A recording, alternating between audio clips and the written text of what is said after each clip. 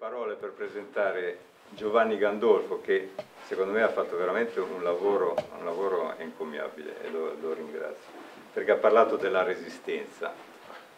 Oggi molti parlano della resistenza, però lui ha dato un taglio, c'è un approccio nel suo libro molto bello e molto umano, perché lui parla alla nipote, alla nipotina, e trasmette la memoria di cose molto importanti, ma molto importanti per tutti noi, perché in questi anni sappiamo bene, la nostra comunità anche è cosciente di questo fatto, come del resto in tutta Italia.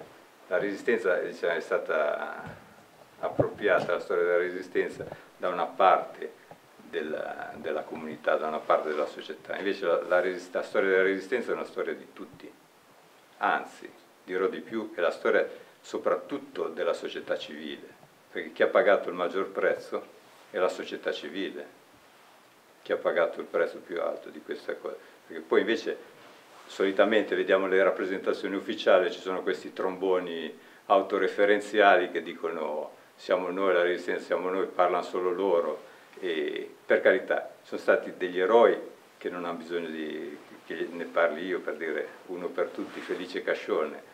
Se noi andiamo a vedere la storia di Felice Cascione, come scriveva Felice Cascione, il coraggio e la sensibilità di quest'uomo, cioè veramente una persona in gamba straordinaria. Però in mezzo a delle figure, a dei giganti dal punto di vista umano e politico, c'erano anche delle persone che invece, diciamo, facevano la guerra per conto loro, diciamo.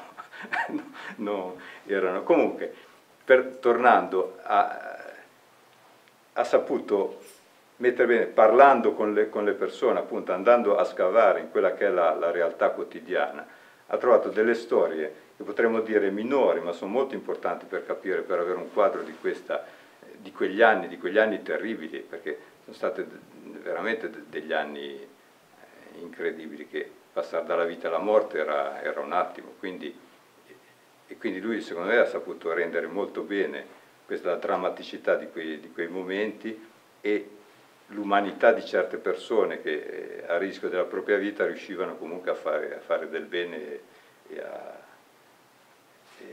a salvare quello che è la dignità della persona umana, che non dovremmo mai dimenticare. Comunque lascio la parola a Giovanni e lo ringrazio ancora. Grazie a voi allora, anzitutto grazie a Roberto, grazie al sindaco, grazie a Franco, a tutti voi che siete venuti. Fra l'altro è la prima presentazione del libro questa, quindi sono anche un po' emozionato, perché bisogna che faccia un po' di rodaggio.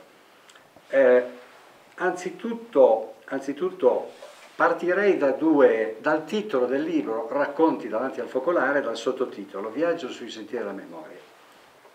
Racconti davanti al focolare. Sono nonno, siamo nonni con mia moglie, di una nipotina che ha 10 anni e è nata e vive a Milano. E quindi stiamo sperimentando una fase della nostra vita che è stupenda, cioè per certi aspetti essere nonni è ancora più bello che essere genitori, forse perché si ha più tempo, i nipotini percepiscono anche questo fatto che i nonni hanno tempo, e quindi il rapporto nonno-nipote è un rapporto intenso, un rapporto forte. Allo stesso tempo penso che entrambi, il nonno e la nipote, percepiscono il fatto che da una parte c'è un sentiero che si stringe sempre di più e che si avvia a chiudersi, e dall'altra parte c'è una nuova vita che prorompe, che va avanti, e quindi c'è da questo punto di vista, a mio avviso, un incontro che è unico, Allora io provo con voi a utilizzare la tecnica di quei libricini che usano adesso per i bambini. Avete presente i libricini con le finestrelle? Cioè usano molto, c'è un quadro d'insieme, all'interno di questo quadro d'insieme ci sono tante finestrelle e ogni finestrella entra in un particolare specifico e ancora più approfondito. Allora cercherò di aprirvi alcune di queste finestrelle. Da una parte mi viene in mente quando io ero bambino, 7-8 anni, che andavo a Conio, mio paese natale, dove c'era mio nonno Giovannin, il quale ricordo una sera d'inverno col focolare acceso, i focolari di una volta, quelli che prendevano quasi metà cucina, con il pentolone con dentro le castagne che bollivano, mi prendeva in braccio sulla sua sedia, sulle ginocchia, sulla sua sedia piccola e mi raccontava, il nonno mi raccontava storie a volte fantastiche. Quella volta in Monte Grande un branco di lupi mi ha assediato, mi sono salvato grazie a una casella e a un bastone su cui avevo legato un coltello. Una bella fantasia, oppure mi ricordo quella volta, eccetera, eccetera. Però nonno Giovannin, mi ricordo che si ricordava, forse fa parte dell'ultima generazione a cui è arrivata la chanson de geste di Orlando Pardino di Francia. Cioè lui era un Alberti, Realdo, e sapevano a memoria pezzi della chanson de geste. E voleva che noi la imparassimo a memoria. Peccato anche a Civezza, nei nostri paesi. Magari non sapevano scrivere, però memorizzavano tutto. Quindi la tradizione orale che era arrivata fino a loro. Altra finestrella. Passano molti anni, la nipotina d'estate viene da noi al mare, sta 3 mesi al mare, a volte alla sera non riesce ad addormentarsi e allora dice: nonno, raccontami, ma non raccontarmi, nonno, le storie delle fate, degli gnomi, quelle storie lì me le raccontano già papà e mamma, le so quasi a memoria. No, mi devi raccontare le storie tue, le storie di tuo nonno Giovanni, le storie tue di quando eri in alpino, di quando facevi lo scout, o tante. Ecco, allora ho capito che le nuove generazioni hanno fame che noi gli raccontiamo, hanno fame che questo rapporto tra generazioni sia un rapporto forte e inteso. Questa convinzione l'ho avuto ancora di più quando ho cominciato a stendere il libro e quindi a fare un po' di ricerca, poi vi dirò su cosa si è basata questa ricerca. Mia nipotina ne era a conoscenza, anche perché le avevo dedicato 2 anni prima un altro libro, Lettera a Beatrice, che sono lettere che io l'ho scritto da quando è nata fino a 6 anni, da quando ho cominciato ad andare a scuola. E quindi sapeva del libro, ogni tanto mi chiedeva: nonno, c'è qualcuna di queste storie che mi puoi raccontare? Una sera mi telefona da Milano, il libro non era ancora stampato ma era a buon punto, mi telefona da Milano e mi dice: nonno, raccontami la storia della signora Giulia. La signora Giulia era una vicina di casa che ogni tanto le davamo un passaggio quando al mattino portavamo nostra figlia a scuola. E è entrata in simpatia con Daniela, nostra figlia. Un mattino si slaccia la camicetta e fa vedere a Daniela il numero di Auschwitz.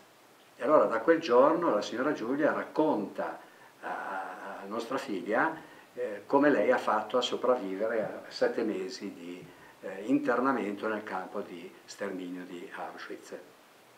L'ultima cosa che ha raccontato: una sera ha telefonato a nostra figlia Daniela e dice: guarda, stasera in TV danno un bel film, Schindler List, guardalo e poi guarda i titoli di coda, perché fra i testimoni c'è anche il mio nome. E allora la nipotina, che vuol sapere della signora Giulia, io ho preso la sprovvista, sì, ho cominciato a fare un racconto veloce, perché come fai al telefono a raccontare certe cose? Mi placca subito e dice: nonno, non hai capito, hai presente quando tu mi dici c'era una volta e la tiri alla lunga? Io voglio che la storia della signora Giulia me la racconti tutta. Non so come ho fatto, con 1000 difficoltà ho trovato le parole giuste e le ho detto. Guarda che era giusto, perché poi mi incalzava. Cosa sono i forni crematori? Ma la signora Giulia quei numeri sul polso gliel'hanno fatti a fuoco, come tu mi fai vedere che si intagliano i bastoni con un ferro rovente? No, però comunque tutta una serie di domande e approfondimenti e quindi ha voluto sapere. E i forni crematori cos'erano? Insomma, non so come ho fatto, è durata mezz'ora, però ho capito che dobbiamo raccontare ai nostri nipoti, ai giovani di oggi, anche queste storie. La conferma che è importante raccontare ai giovani l'ho avuta qualche giorno dopo questa lunga telefonata, che sempre la nipotina telefona e dice: ah, sai, ho visto in televisione una signora che l'hanno fatta senatrice a vita e che anche lei è stata a Auschwitz, e che è qui di Milano, e ha detto che la Segre, mi pare, sì. La Segre.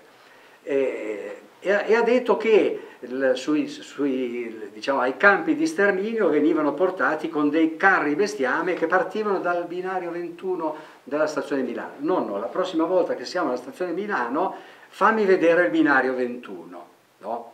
Ecco, mi fermo lì, cioè i giovani oggi hanno bisogno che noi ti raccontiamo anche queste cose. L'ultima battuta che ha avuto, che mi ha anche questa gelato, però fa capire anche che il loro pensiero è un pensiero profondo, e a un certo punto mi chiede: nonno, e se avessero vinto i cattivi, cioè Hitler e Mussolini, e non gli alleati? Io ho detto: meno male che non hanno vinto loro. Però quindi i nostri giovani, i nostri ragazzi, i nostri nipoti hanno bisogno che ci siano dei nonni, che ci siano degli adulti che li accompagnano su questo percorso. Ci penserà anche la scuola, ma ci dobbiamo pensare anche noi. Ecco, quindi il libro si muove un po' su questa, diciamo, su questo primo percorso, quindi la capacità di raccontare alle nuove generazioni cose terribili che ci sono state ieri, in modo che siano consapevoli che il male esiste e che dobbiamo fare il possibile per sconfiggerlo. Il sottotitolo è Viaggio sui sentieri della memoria. È un libro su cui, che per scriverlo ho scavato parecchio. I testimoni. Beh, Franco è uno dei testimoni che diciamo, mi ha spinto a scrivere un racconto di una sua esperienza di ragazzino, non so se avevi 7-8 anni, allora 6 anni. 6 e mezzo. 6 e mezzo. In quegli anni, come anche i ragazzini, hanno vissuto una stagione terribile che è stata quella della guerra di liberazione, del nazifascismo nel nostro entroterra. Ma poi Miro Genovese, ho avuto la fortuna di poter intervistare 3 piccoli racconti, sono di Miro Genovese, che era amico di Felice Cascione. A 93 anni, lucidissimo, e lui faceva parte della banda del Rosario, no? 3 episodi messi qui sono della banda Rosario. Banda Rosario perché, ve lo dico subito, erano cattolici instradati a diciamo, andare a combattere anche loro dal loro assistente, dal loro sacerdote. E allora questi qui quando sono saliti in montagna, altri prima di loro erano saliti in montagna e le bande dei garibaldini erano ovviamente molto meglio organizzate di loro.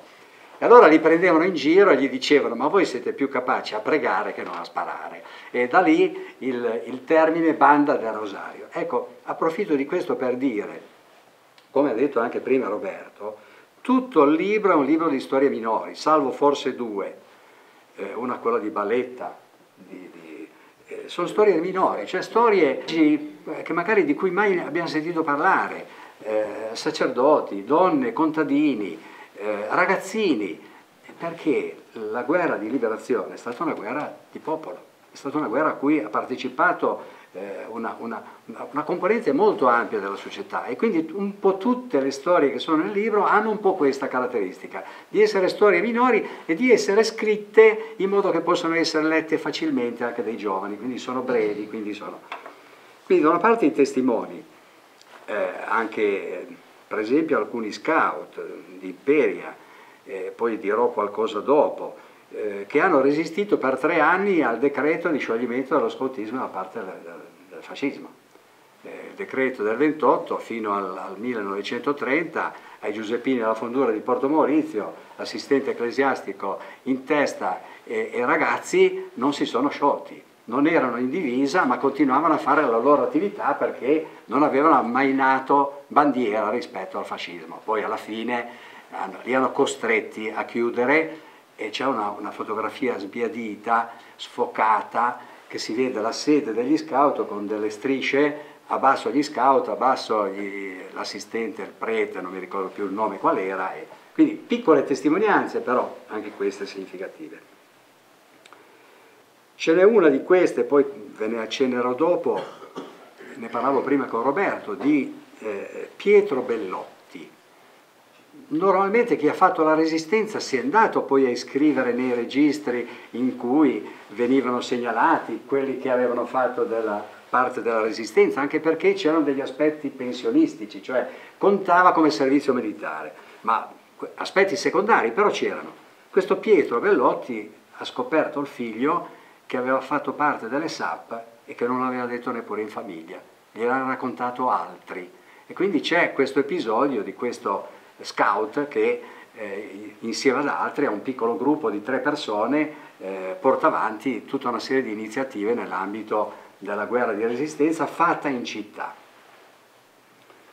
Poi ci sono quindi da una parte i testimoni, quindi la ricerca di testimoni di persone che hanno vissuto in prima persona. E poi i cippi.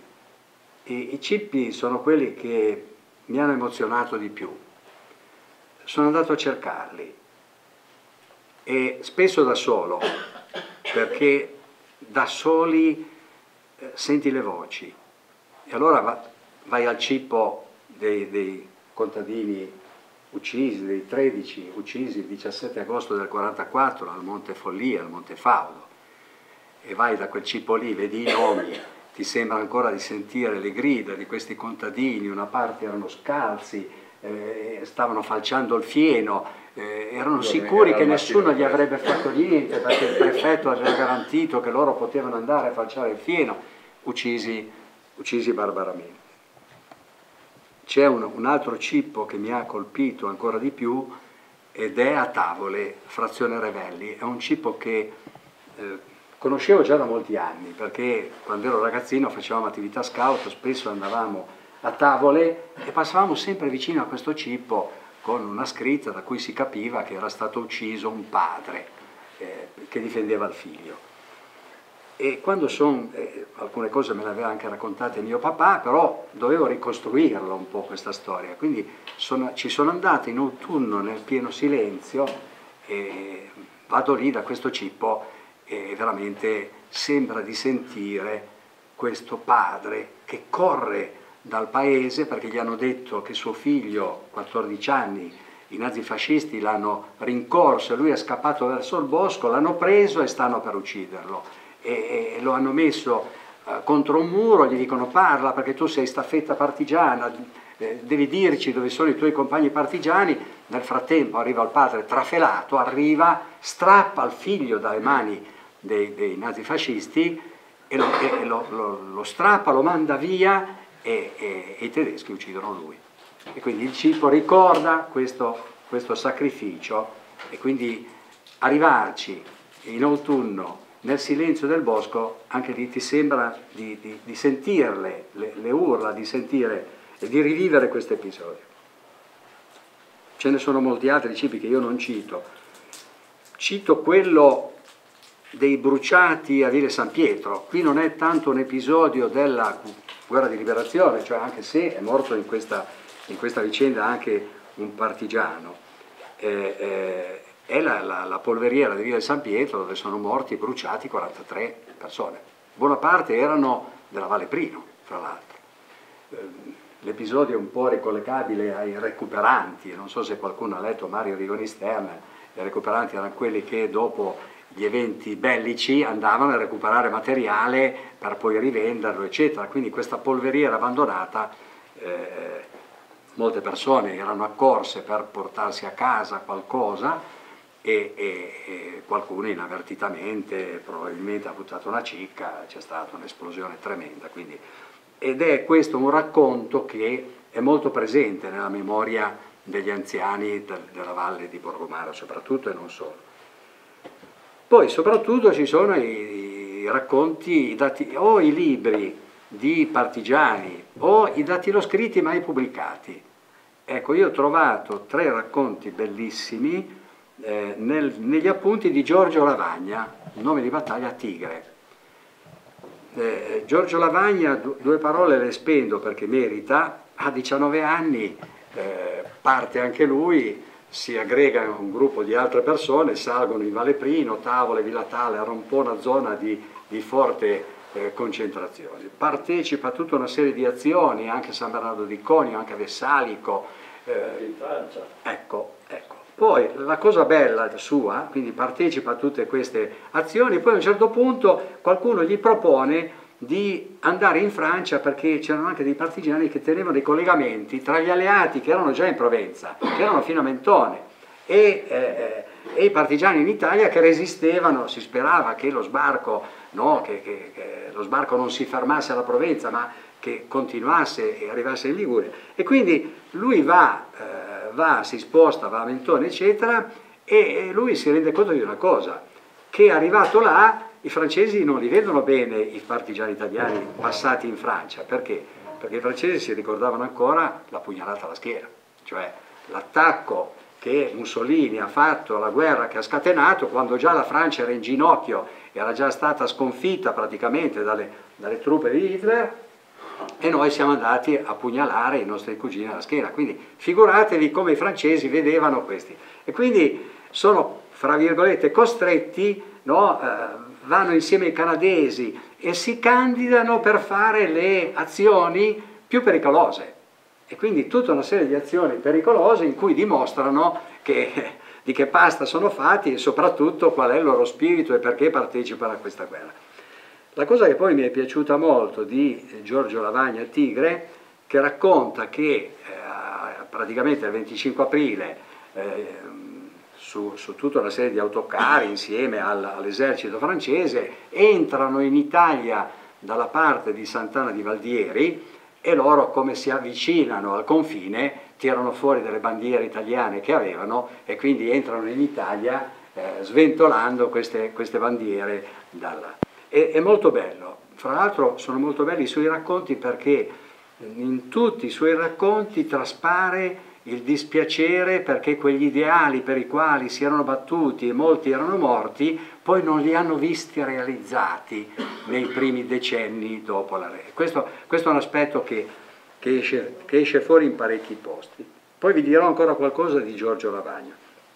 Ci sono anche altri datiloscritti e appunti inediti. Ci sono anche dei racconti già famosi resi sintetici dagli autori, due in particolare.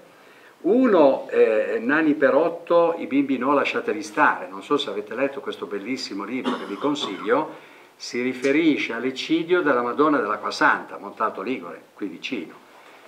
C'erano due, un sacerdote e un chierico della congregazione di Cristo Re di Imperia, Don Glorio allora, Don Luigi Morelati perché si ricorda dopo, la loro attività principale era dare alloggio e quant'altro a degli orfani che provenivano da tutta Italia e avevano diviso ragazzi dalle ragazze perché Oneglia era sotto bombardamento eccetera eccetera. I ragazzini erano a Montalto Ligure insieme a un sacerdote e un chierico.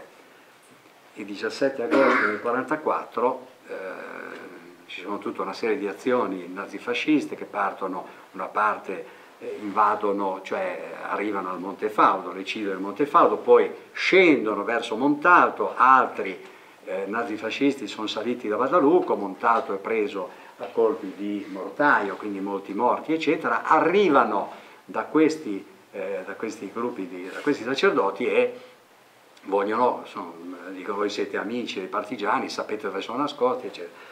Una scena che si è già vista altre volte e i due sacerdoti capiscono qual è il destino che gli si para davanti e convincono i nazifascisti a fare in modo che i bambini vengano chiusi nella chiesa, nel santuario e che non vengano toccati e poi vengono barbaramente trucidati. Nel libro c'è la fotografia della carta d'identità di Don Bartus insanguinata che la parrocchia di Cristo Re ha portato all'Istituto Storico perché si ricordasse questo episodio. E c'è nel libro, nel riordinare l'archivio di Don Luigi Morelati, il mitico parroco, famosissimo parroco di Cristo Re, ho trovato un inedito, e cioè la commemorazione che lui ha fatto nell'84 al momento che è stato fatto il monumento alla Madonna dell'Acqua Santa. La commemorazione che ha fatto lui è, col permesso del parroco, l'ho messa nel libro, quindi anche questa a far capire un particolare episodio. Come anche è stata fatta dall'autore Daniele Lacorte una sintesi del suo libro Baletta. Baletta è un ragazzino di 14 anni di Albenga che di Albenga. Sì, lui è di Albenga. Roberto Ferro, o Di Ferro, che scappa da casa, no veramente, i suoi gli dicono di andare a recuperare una mucca perché è famiglia numerosa a Garessio e doveva portarla, e lui che aveva degli amici nel Pievese che erano dei partigiani decide di aggregarsi ai partigiani, non ve la faccio lunga, faceva da staffetta di collegamento, aveva questa capacità di passare inosservato da tutte le parti, magro come un picco, e quindi il suo compito era quello. E poi nell'aprile del 1945 vengono circondati a Trovasta un gruppo di partigiani a cui è aggregato anche Baletta, e ne uccidono parecchi, catturano lui, lo portano nel municipio di Pieve dove era la sede, lo torturano per farsi dire dove sono nascosti i suoi amici partigiani, lui resiste e poi lo portano già, diciamo, distrutto con una carriola sul luogo dell'esecuzione e poi lo fucilano. La più giovane medaglia d'oro al valor militare d'Italia, 14 anni. Quindi ci sono anche racconti già noti, però anche in questo caso riscritti in modo che siano leggibili, che siano facilmente leggibili anche dai ragazzi. Io finisco, non voglio tirarla alla lunga, annoiarvi, così leggendo due pezzi della testimonianza di Franco. No? Con Franco ci siamo incontrati un giorno a Porto Maurizio, cosa fai? Ci siamo un po' scambiati, cosa fai te, cosa faccio io? E gli ho detto che stavo scrivendo questo libro e ho detto, guarda, ho già sentito Miro Genovese, diciamo. E allora lui dice, ma sai che ho anch'io forse qualcosa da raccontarti? Ecco, allora vi leggo prima una piccola premessa che io ogni racconto lo faccio precedere da una sorta di introduzione alla nipotina, che è l'introduzione ai giovani di oggi. E vi leggo poi la sua testimonianza. Cara Beatrice, è la nipotina, Civezza è un paesino da presepe adagiato su una collina, immerso negli ulivi, posto a monte di San Lorenzo al mare e di rimpetto al mare. I suoi carugi sono all'interno di una corona di case che chiude il paese come in un fortino. I bambini vi scorazzavano indisturbati e gai, ieri come oggi, ma nel 1944 ascolta la testimonianza di Franco Bonfante.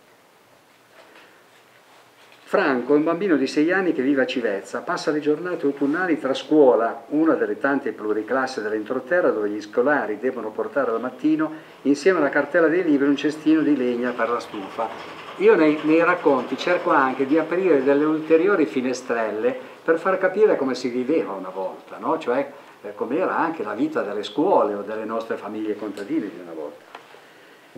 Il negozio di mamma insieme alla cartella di libri, un cestino di legna per la stufa.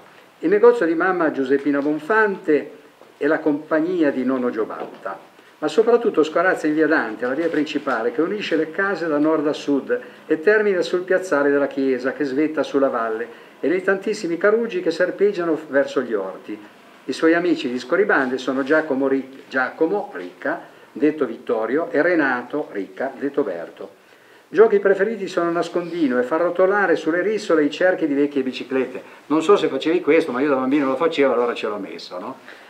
Il nonno Giobatta Bonfante, papà di Giuseppina, soprannominato capitano, è di Rezzo ed ha ospitato e rifocillato i partigiani nella sua casa constana nel bosco di Rezzo. È molto amico di Don Nino Martini, Serpente, e del fratello medico Eugenio Veleno, capi partigiani. Dopo una spiata, i nazisti e gli uomini neri della Repubblica di Salò hanno incendiato il suo casone con stalla nel bosco, non lontano dal primo ospedale da campo partigiano. No. E l'abitazione, c'è qualche inesattezza? Sì. Vabbè. Il casone prima battuta era l'ospedale, poi quando Don Martini e il fratello medico hanno visto che era pericoloso perché lì era troppo vicino alla strada che portava su Allora, questi hanno preferito, cioè, trasferire l'ospedale di campo in Valcona, sì. e lì era diventato il posto dove dormivano i partigiani, dove dormivano. Lì una spiata di fascisti, le hanno bruciato la casa lì e poi hanno bruciato la casa del paese. Arezzo si è trasferito qui. E l'abitazione ad Arezzo ed ora sfollato a Civezza dalla figlia. Un giorno di quel freddo ottobre 44 Giacomo raggiunge Franco trafelato e tutto d'un fiato gli grida: mio nonno è stato arrestato dai fascisti e dai tedeschi e con altri vecchi del paese è trattenuto alla Gabina. Nel corso del rastrellamento verrà ucciso Ricca Antonio, gli altri fermati verranno portati prima a San Lorenzo al Mare e poi saranno tradotti alle carceri di Oneglia. Giacomo sa che il nonno è digiuno, corre a casa e preleva dalla madia un panetto di fichi secchi, li nasconde sotto il vecchio maglione rattoppato e corre verso la Gabina, al bivio di Poggi. Individua nonno Gialò nel gruppo di anziani tenuti sotto sorveglianza dei fascisti armati di mitra e si avvicina di soppiatto e gli consegna i fichi, prontamente infilati dal nonno nella capiente tasca della cacciatora. Ma la manovra non sfugge ad un fascista di guardia, che nota il trambusto e allontana Giacomo e Franco e sequestra i fichi. Alcuni giorni dopo i fascisti ritornano a Civezza e puntano alla casa di mamma Giuseppina e Franco, sequestrano le riserve di pomodori, uva e sorbe, intimano a Giuseppina di prelevare vino e olio depositati in cantina per portarli via. Mentre la mamma è assente, un fascista intimidisce con la pistola il piccolo Franco, lo prende a calci e bruscamente gli chiede: «Dove è tuo padre?» Franco, con le parole che gli si rompono in gola, grida: «Non c'è, me lo avete ammazzato voi». La guerra è finita da diversi anni e Franco, un giorno d'autunno, accompagna la mamma in canonica dal parroco per prenotare una messa in suffragio del nonno, il papà di Giuseppina. Non trovano il parroco Don Lupi, ma un suo sostituto, Don Nino Martini, che li accoglie e chiede notizie della famiglia. Saputo che Giuseppina è figlia di Giobata Bonfante, respinge i denari dell'offerta con queste parole rivolte al ragazzino: «Ha già pagato abbondantemente tuo nonno». Franco non è che un ragazzino, ma le tragiche vicende di quegli anni lo hanno fatto crescere presto.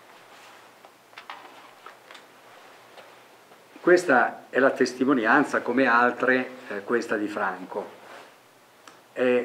Brevemente due brevi racconti particolari che ho tratto dal dattiloscritto mai pubblicato, che non è questo, di Giorgio Lavagna. La partigiana Fernanda è un pezzo che ho trovato bellissimo. È una giovane di Imperia. È una giovane di Imperia col padre che è sempre stato antifascista e il suo ragazzo che viene ucciso dai nazisti. E allora lei decide di andare nei partigiani. Va nei partigiani e dedica tutta la sua attività, passando da una banda all'altra, a curare i moribondi, i feriti e a pregare. In tutto il suo periodo che è stata partigiana non ha sparato un colpo di fucile. La sua funzione è sempre stata quella. Arriva il 25 aprile, lei si dedica gli anni successivi al sindacato, all'ANPI e porta avanti tutta una serie di battaglie per continuare a difendere gli ultimi. Poi a un certo punto rimane senza lavoro e decide di andare a Bruxelles. E a Bruxelles si dedica anche lì agli italiani che fanno i minatori e fa una sorta di lavoro sindacale, ma si dedica anche ai perseguitati politici e difende tutta una serie di perseguitati, anche per esempio ne difende strenuamente uno condannato a morte da Francisco Franco, dittatore della Spagna. E lei, che è rimasta cattolica, credente, prende carta e penna e scrive a Papa Paolo VI. E dopo questa lettera Papa Paolo VI interviene e riesce a ottenere la grazia per questo condannato a morte. Continua la sua opera e, oramai vecchia, alla fine si avvicina il momento della sua morte. Poco prima riceve una lettera che le ha fatto immenso piacere. Una lettera che le ha scritto Sandro Pertini. Muore a Bruxelles, ma lascia detto che vuole che i suoi funerali siano fatti a Imperia. E quindi viene portato a Imperia e con una grande partecipazione vengono fatti i funerali. Ecco, io una partigiana di cui non avevo mai sentito parlare. Allora bisogna fare questo lavoro di ricerca, di approfondimento per trovare delle figure formidabili, delle figure dimenticate ma che vale la pena che vengano ricordate. Ce n'è ancora un'altra, poi chiudo, figura che sempre ho tratto dal libro, dagli appunti dattiloscritti di Giorgio Lavagna. Tersinollo. Ma scusa, Sì? dove erano conservati i manoscritti di Giorgio? La famiglia. Ah, Adesso penso che li abbia, perché io ho chiesto l'autorizzazione alla figlia Gianna Lavagna, che è quella... Sì, la conosco. Penso che attualmente questo dattilo scritto ce l'abbia Beppe Franciosi, ce l'ha lui, sì. Un altro racconto che mi è piaciuto di Giorgio Lavagna è Tersinollo. Ma qualcuno di voi si ricorda Scemo di guerra? No. A chi si diceva scemo di guerra in quei paesi una volta? A parte che era un termine in cui noi ragazzini ci offendavamo a vicenda, sta zitto scemo di guerra, in realtà è una categoria specifica. Erano quei combattenti della prima guerra mondiale che erano ritornati a casa magari col fisico apparentemente integro, ma distrutti nel cervello. Cioè avevano visto cose talmente brutali, talmente terribili, che la loro testa non aveva retto. E quindi erano chiamati proprio anche in linguaggio medico, no? Scemo di guerra. Questo Tersinollo, un uomo grande e grosso, ritorna dalla prima guerra mondiale e si isola nei boschi, cammina scalzo, vestito di stracci, fa lavori in campagna e i contadini gli danno magari qualcosa e lui lo porta a Porto Maurizio e lo vende, con questo ricava un piatto di minestra o un fiasco di vino, e spesso era anche ubriaco e passava per Porto Maurizio maledicendo tutti, anche la sua famiglia. Quindi una di quelle persone proprio che anche ai ragazzini incute anche paura. Questo Tersinollo un giorno vede che non c'è solo lui nel bosco a dormire in vecchi casoni, a camminare vestito di stracci, e vede che ci sono anche giovani che sono come lui nel bosco, e allora si aggrega a loro e diventa una sorta di guida che conduce le varie bande partigiane per sentieri che solo lui conosce, e quindi diventa una sorta di supporto logistico molto importante. Arriva il 25 aprile e già dalla vigilia capisce che è una cosa bellissima, che è stata riconquistata la libertà. Lui non partecipa alla sfilata, ha un enorme fazzolettone rosso e contento abbraccia quando i partigiani sfilano per Porto Maurizio Oneglia, abbraccia tutti quelli che conosce, contento, lieto. E poi arrivano i giorni successivi in cui ognuno, le settimane, i mesi successivi in cui ognuno ritorna alle sue attività, e Tersinollo ritorna a fare la sua vita nel bosco e pochi mesi dopo muore al sanatorio di San Lorenzo al Mare, di Costa Reniera. Ecco, mi fermo. Cioè il libro è un insieme di episodi secondari, però episodi che fanno capire che la guerra di liberazione non è stata solamente una guerra fatta da persone che hanno fatto cose eccellenti, eroi, ma è stata una guerra di popolo, è stata una guerra a cui hanno partecipato categorie di cittadini, di persone le più disparate. Vi ringrazio. Naturalmente volevo integrarlo, che l'arrivo dei tedeschi arrivati a Civezza è arrivata perché da Pietraburno veniva giù la colonna militare, e due stupidini da una piccola parte qui di Civezza hanno sparato su questa colonna, che le ha fatti arrivare al fatto che questi sono arrivati a Civezza. A Civezza hanno fatto lo rastrellamento dove i giovani i giovani che poi erano di leva e si erano nascosti e sono fuggiti tutti, e gli anziani li hanno portati tutti al paese della Gavina. È lì che abbiamo portato i fichi a questo Giacomo, perché non aveva ancora fatto colazione con suo nipote. Poi lì però è successo questo, che uno che stava per nascondersi dentro della fronda, che Civezza pochi non lo ricordano, Franciò si chiamava, e l'hanno ucciso subito. Ma lì fortuna vuole anche che è arrivata una telefonata dove l'hanno chiamati da Linguaglietta, e quindi ha lasciato Civezza per andare a Linguaglietta, dove hanno fatto diversi morti. E lo stesso giorno però lì hanno portato via da Civezza, adesso me l'ho scritti per paura di dimenticarne qualcheduno, hanno portato via in prigione Dulbecco Giovatta che per quelli di Civezza è papà di Gido, Ricca Gustavo, papà di Gino, padre eterno, Panizzi Pietro, papà di Bruno, Ricca Erasmo Chirà, fratello di Bigiò, papà di Giacobina, Malia Corrado, e poi durante il rastrellamento hanno ucciso Ricca Antonio Facciò, che cercava di nascondere, l'ho già detto. E in ultimo il Dulbecco poi è quello che ha fatto più galera, perché ne avevano trovato, quando ha fatto prelievo in casa, un fucile da caccia, e questo per questo fucile da caccia se l'hanno tenuto 8 mesi in galera,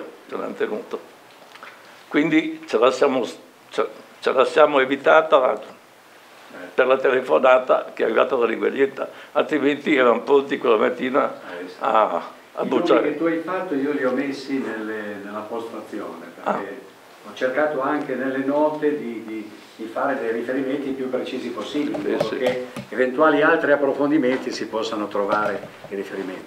Prego. Ma io volevo dire, può darsi che sia già stato fatto, ma non sarebbe interessante fare un volume con anche fotografico, con tutti i cippi, almeno della Valle Prino, della Valle di San Lorè? Sarebbe una cosa molto bella da poter, da far stare come memoria, perché poi dopo lì si perde tutto.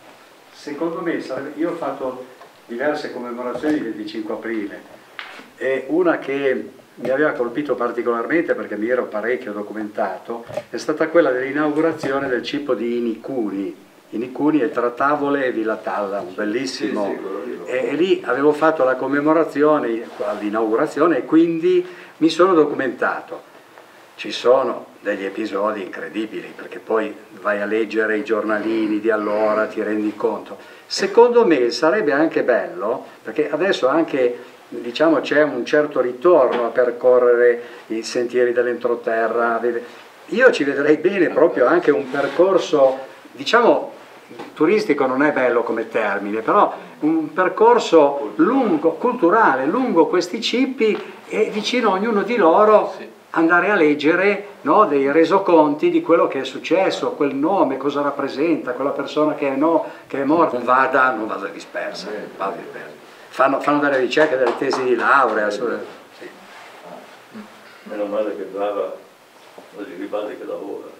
Sì, gratis. Sì. Sabina Giribaldi, impiegata. La famiglia ha autorizzato a pubblicarlo, e comunque è negli archivi dell'Istituto Storico, è un racconto di Matilde Amoretti, Un soffio di vento. È una ragazzina di, non so, penso 12 anni, è sfollata con le sue 4 sorelle, mamma e papà, da Porto Maurizio, una famiglia molto nota a Porto Maurizio. Gli Amoretti, quelli che una volta avevano un negozio di tessuti. Di tessuti. Okay. E sono sfollati a Tavole, perché hanno una piccola casa a Tavole. E lì a Tavole, come un po' tutti, come anche il parroco, aiutano i partigiani, e quindi gli danno da mangiare, gli danno i vestiti. E un giorno arriva un rastrellamento, e quindi sentono che da Fondovalle arrivano i tedeschi con i cani lupo, eccetera. E quindi tutti gli uomini scappano e si vanno a nascondere in un campo di grano. E questa ragazzina, il papà non è più in casa, e ha paura del padre, dice cosa gli succederà, allora scappa, sono nascosti in chiesa veramente, no? Scappa e si fa dire da qualche vecchio dove si sono messi gli uomini, va e raggiunge il padre. Se mi concedete ancora 5 minuti ve la leggo, perché è di una delicatezza incredibile. E anche questo è nell'archivio dell'Istituto Storico. E la famiglia ha molti altri pezzi oltre che questo, quindi si potrebbe andare. La solita premessa, la guerra di bambini, due parole che non dovrebbero stare insieme, ed è giusto che tu sappia che invece bambini come te hanno vissuto gli orrori della guerra anche qui nelle nostre valli. Come già ti ho raccontato, nel 1944 sono stati molti gli episodi che coinvolsero i civili. Nell'estate, dopo una piccola sconfitta subita dai tedeschi a Badalucco, venne scatenata una reazione che in pochi giorni portò all'uccisione di 13 contadini trucidati mentre facevano il fieno sulle pendici dei Monti Follia e Faudo, e 2 sacerdoti che avevano in cura una dozzina di orfanelli Montalto Ligure. Un gruppo di studenti della scuola elementare di Dolcedo nel 2000 ha voluto approfondire quei giorni e quei fatti, e dopo aver ascoltato testimoni e letto resoconti ha realizzato un libricino dal titolo L'eccidio del Monte Faudo, da cui ho estratto questo racconto di una bambina di quegli anni, Matilde Moretti. È molto bello, Beatrice, ascoltalo e rifletti. Qui io non ho tolto una virgola, sono le parole di Matilde Moretti. L'inverno era sul finire e la giornata era splendida. Erano circa le 11 quando nel paese dove eravamo sfollati durante la guerra si diffuse di casa in casa l'allarme. Una pattuglia di tedeschi stava arrivando salendo da Molini. Fu quella l'unica volta che papà fuggì di casa per correre con gli altri uomini in fondo al paese e nascondersi in un campo di grano. Noi, 5 sorelle, eravamo rimasti in casa con la mamma terribilmente ansiosa per la sorte del suo uomo. Anch'io mi sentivo inquieta, senza la presenza rassicurante di papà, e con grande sollievo della mamma decisi di andare a cercare per vedere con i miei occhi dove e come era nascosto. Raggiunsi di corsa le ultime case in fondo al paese, rasentando i muri, mentre sentivo venire dal fondovalle le raffiche di mitra. Un vecchio mi indicò il campo di grano, scelto come nascondiglio dagli uomini rimasti nel paese. Mi trovavo ora allo scoperto, per cui strisciando ventre a terra raggiunsi il campo, nascondendomi anch'io fra l'erba e le spighe ancora verdi. Trovai papà, disteso con gli altri e tutto scombussolato di averci lasciate sole. Fu felice e sollevato di vedermi. Mi distese accanto a lui e, pian piano, il cuore smise di battere forte per la paura presa durante il tragitto. Ora mi sentivo al sicuro e mi rilassai al sole. Nascosta tra l'erba e le spighe, vedevo sopra di me il cielo di un azzurro terso, arabescato dalle rame degli alberi ancora spogli, ma già gonfi e turgidi di linfa. Sopra il corpo sentivo il calore del sole, che era tutt'uno col calore che mi veniva dalla vicinanza di papà. Ogni tanto lo guardavo, poi chiudevo gli occhi e, sentendo la forza della sua presenza fisica, mi abbandonavo fiduciosa al benessere di quel tepore che inondava le mie membra, mentre tutti i sensi erano vigili, come resi più acuti e sensibili dal momento che stavo vivendo. Sotto il campo si stendeva un folto oliveto, da cui giungevano a noi, salendo dal fondovalle, gli spari sempre più vicini. Ad un tratto trattenni il respiro. Si sentì improvviso l'attrare dei cani lupo che fiutavano la preda umana e il parlottare secco e concitato dei tedeschi che li seguivano. Fu un momento di paura che mi tenne immobile, sospesa, con l'anima negli occhi, credo. Ma subito la mano di papà si posò sulla mia e sentii la sua voce sussurrarmi: «Hai paura, mia figlia?» È strano il potere che ebbe quella mano. Un senso di calma e sicurezza si impadronì di me, mentre si allentava la stretta che mi irrigidiva tutta. Respirai profondamente e risposi: «No, papà, non ho paura, sono con te». Mi strinsi ancora più a papà, la mano racchiusa nella sua mano, e tuffai il viso nell'erba, dove un ciuffo di menta selvatica esalava il suo profumo, pungente e aromatico. Vedevo vicino a me visi tesi e sbiancati, con sguardi da braccati, e poi mi volgevo a papà, i cui lineamenti calmi e composti non tradivano alcuna emozione. La sua mano, stringendo la mia, mi comunicava la sua calma assieme alla volontà decisa di difendere la mia vita con la sua. Ne ero sicura e senza più paura attendevo gli eventi. Improvvisamente gli spari si allontanarono, perdendosi in altre direzioni, e con essi pure l'abbaiare dei cani e il borbottio dei soldati. Nascosti tra l'erba non ci avevano visto, ma noi tutti li avevamo sentiti poco distanti, giù, sotto, fra gli alberi di ulivi. Il vento, soffiando favorevole, ci aveva salvati, ponendo come un muro invisibile tra noi e i tedeschi che si allontanavano.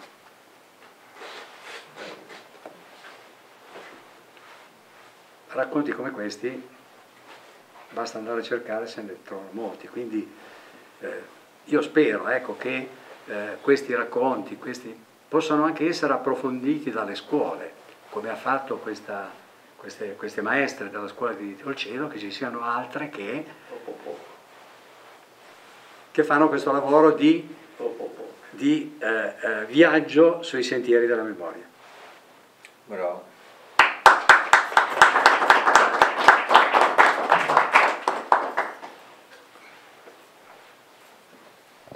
Bene, ringraziamo, veramente emozionante.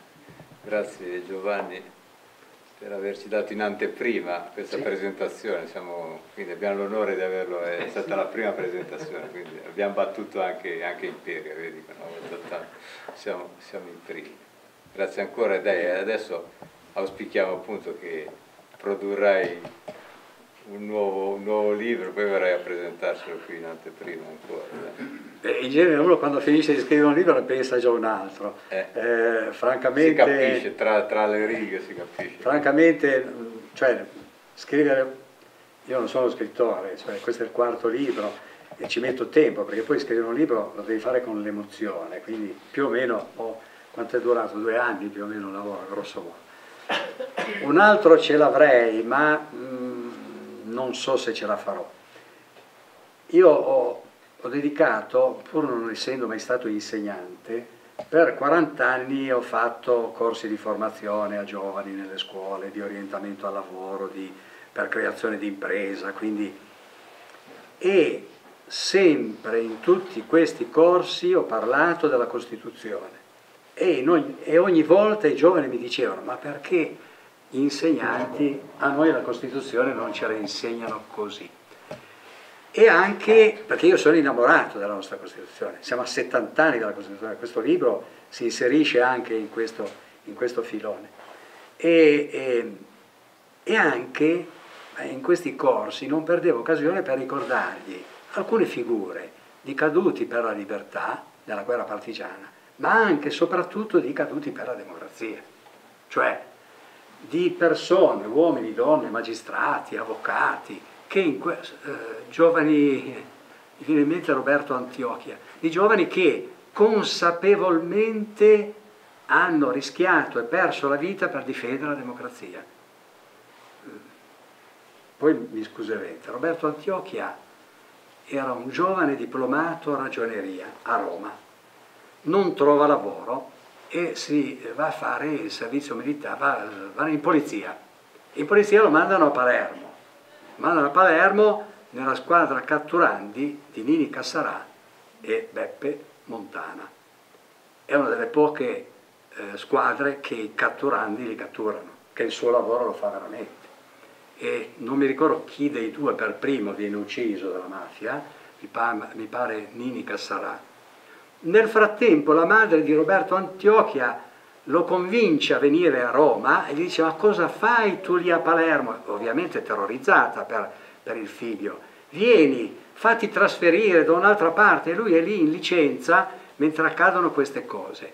Mentre accadono queste cose lui dice alla mamma: no, io non posso lasciare il mio commissario da solo a Palermo.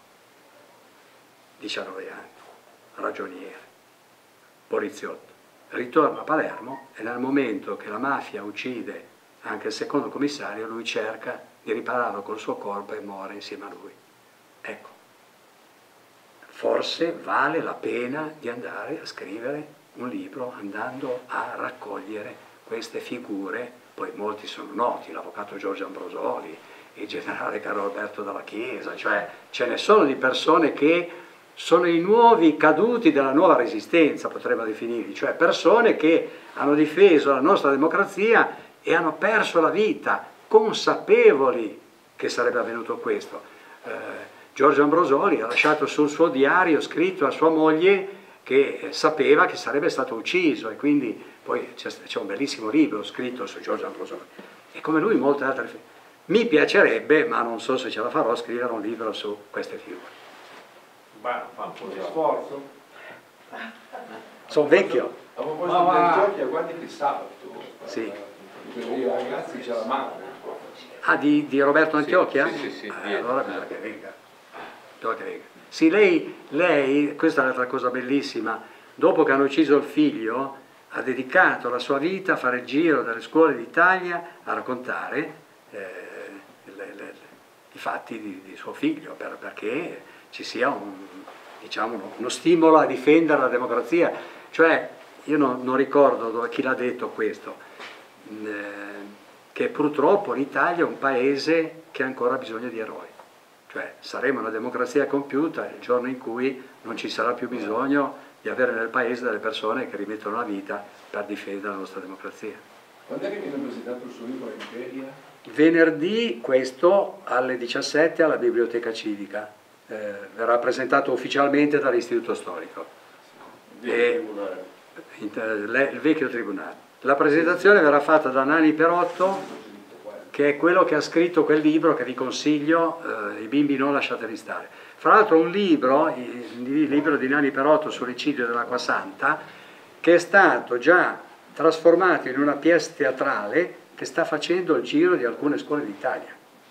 Pensate che hanno fatto anche un CD con l'Istituto d'Arte, con i giovani dell'Istituto d'Arte su questo fatto. Bene, grazie ancora. Grazie a voi e complimenti per la bella location. Ringraziamo il sindaco per questo. Sì.